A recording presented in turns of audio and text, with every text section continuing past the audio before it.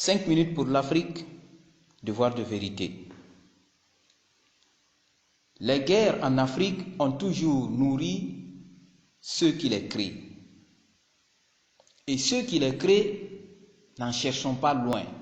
Ce sont ceux-là qui nous ont vendus comme des esclaves avant-hier.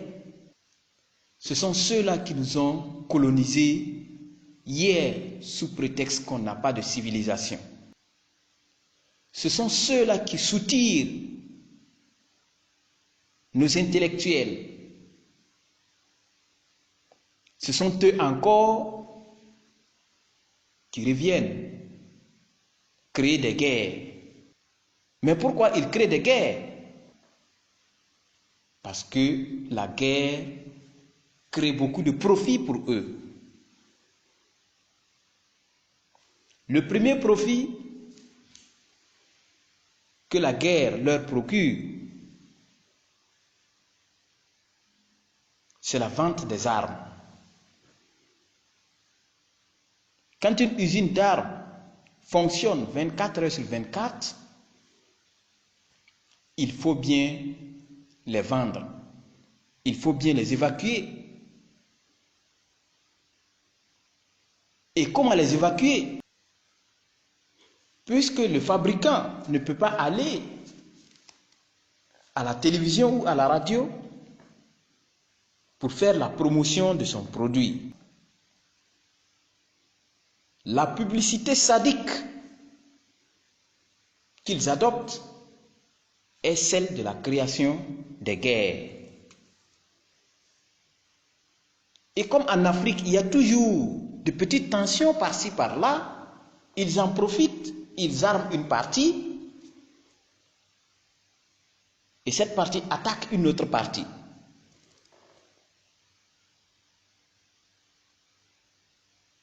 Par exemple, le cas du terrorisme. Alors, le pays est déstabilisé. Et ce pays sera obligé de combattre ce groupe qui est en train de naître, ce groupe qui est en train de créer du désordre, comme le terrorisme, actuellement au Mali et au Burkina, Niger, etc. Alors, le gouvernement sera obligé de voter un budget très lourd pour la défense nationale, pour la sécurité du pays. Ce budget, demandez-vous, ça sert à quoi? Ça sert à acheter des armes. Mais où? Mais ceux qui les ont fabriqués. Vous voyez comment la création des guerres les profite. Ça leur permet de vendre leurs armes. Et si ce budget lourd voté, le pays en question n'est pas capable de débourser, il sera obligé de repartir, s'endetter auprès de ces vendeurs d'armes pour acheter les armes qu'ils vendent. Troisième élément, ils vont débarquer avec leur mission de paix. Nous sommes venus pour vous aider à combattre l'ennemi. Comme la mission Serval, l'opération Serval au Mali. Comme ce pays est dos au mur, il est contraint d'accepter cette proposition.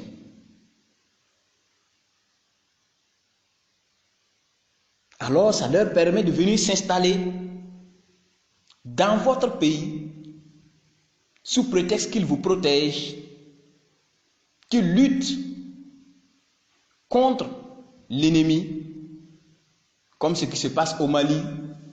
Les puissances étrangères sont là-bas depuis longtemps, mais rien.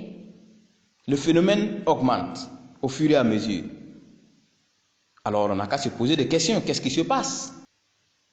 L'objectif n'est pas d'éradiquer le mal, mais de permettre à cette puissance ou à ces puissances étrangères de recoloniser l'Afrique, d'installer leur base militaire en Afrique.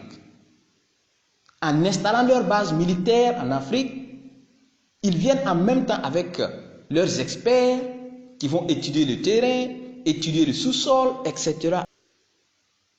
Et c'est dans ça qu'ils vont poser leurs conditions. Si vous voulez que nous vous apportons le soutien militaire et logistique, il faudrait accepter qu'on fasse tant dans votre pays. En clair, ils vont vous contraindre à signer des accords qui ne vous arrangent pas. Mais cela ne veut pas dire